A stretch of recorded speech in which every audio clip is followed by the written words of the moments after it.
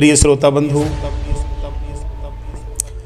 आप लोग कभी कभी सोचते होंगे कि कई बार ये बात सुनने में आती है कि पहले लोग हजारों वर्ष तक तपस्या करते थे। तो मैं आज स्पष्ट कर देना चाहता हूं, ये बिल्कुल सच है। सतयुग में मनुष्य की जो उम्र थी वो 1 लाख वर्ष थी। सतयुग में जो इंसान थे इनकी आयु 1 लाख वर्ष थी। 1 लाख वर्ष तक लोग जीते थे, उसके बाद मृत्यु होती थी। उस समय लोग हजारों वर्ष तक तपस्या कर लेते थे, 1-आध हजार साल ससुराल में रह लेते थे। लेकिन अब उसके बाद त्रेता आया। त्रेता में मनुष्य की आयु घटकर 10,000 साल रह गई।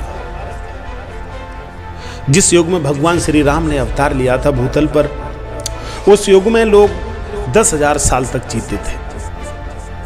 और जैसे ये द्वापर आया, द्वापर के आते ही आते मनुष्य की उम्र 1,000 साल पर अटक गई। जिस समय कृष्ण ने अवतार लिया था उस समय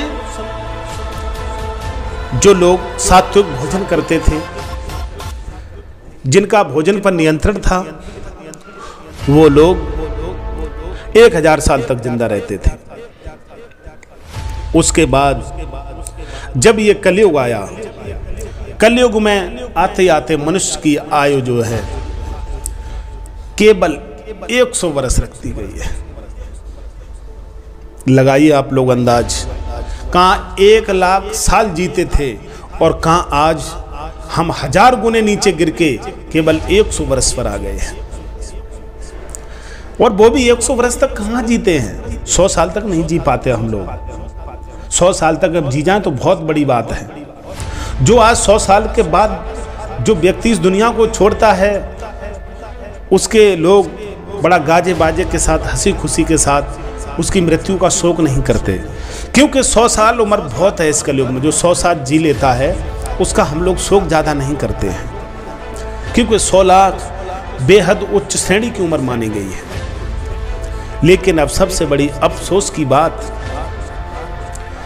कलयुग के जब हम चौथे चरण में पहुंच जाएंगे तब हमारी जो उम्र है केवल 20 साल रह जाएगी। आप लोग बड़ा अचंभित होंगे, ऐसा कैसे हो सकता है? बिल्कुल हो सकता है। जब 1 लाख से घट करके जब हम 100 पर आ सकते हैं तो 20 साल पर आना कोई बड़ी बात नहीं मेरे भाई बहन। ये हम आपको कोई कहा सुनी और हवा की बातें नहीं सुना रहे, इसका प्रमाण है। आनंद रामायण में 590 पेज पर यह प्रसंग वर्णित है, जिसमें कतई झूठ नहीं है। क्योंकि आज जिन्हें आप लोग साइंटिस्ट कहते हो, ऐसे पहले हमारे महर्षि हुआ करते थे जो त्रिकालदर्शी थे और ऐसी भविष्यवाणी किया करते थे जिसमें कोई शंका नहीं होती थी। आज के वैज्ञानिक तो फेल हो जाते हैं। कोई कह रहा था अभी 29 अप्रैल को ऐसा पिंड गिरेगा जमीन पर, पृथ्वी खत्म हो जाएगी। इन्हें यही पता नहीं है। तमाम ऐसी बीमारी आ जाती हैं जिनका इनके पास उपचार नहीं है। लेकिन हमारे ऋषि महात्मा इतने इतने बड़े विद्वान थे और वैज्ञानिक जो आज कहे जाते हैं, ये तो उनके शिष्य बनने के लायक भी नहीं थे। अभी वैज्ञानिक पैदा ही हुआ है। ऋषि महात्माओं ने जो शोध कर रखे हैं वहां तक इन्हें पहुंचने में भी वर्षें बीत जाएंगे, युग लग जाएंगे, तब भी वो, क्योंकि ऋषि महात्माओं ने जो शोध किए थे वो गलत नहीं थे। मेरे भाई बहन, जब 20 वर्ष की हमारी उम्र रह जाएगी तो जैसे आज हम 100 साल पर मरने के बाद खुशी जाहिर करते हैं कि बहुत जिंदगी जी ली, ऐसे ही आने वाले समय में कलयुग के चौथे चरण में जब हम 20 साल तक पहुंच जाएंगे तब लोग खुशी जाहिर किया करेंगे, भाई 20 साल होकर उनकी मृत्यु हुई है, बहुत जिए। अब लगाओ अंदाज, आज 20 साल तक तो हम अध्ययन करते हैं, उसके बाद शादी होती है, उसके बाद फिर गृहस्थ आश्रम में जीते हैं, उसके बाद फिर वृद्धाश्रम होता है। और वो समय कैसा होगा जब 20 साल में ही पैदा होंगे, 20 साल में ही बड़े होंगे, 20 साल में ही शादी होगी, 20 साल में ही इस दुनिया में इधर उधर धंधे बिजनेस करेंगे और 20 साल में ही मर जाएंगे। अभी हमारे लिए अकल्पनीय है, लेकिन ये सच्चाई भी है। और आदमी की जो हाइट है, लंबाई है, वो इतनी छोटी हो जाएगी कि एक चने के पेड़ के नीचे बैठ के हम आराम कर सकते हैं।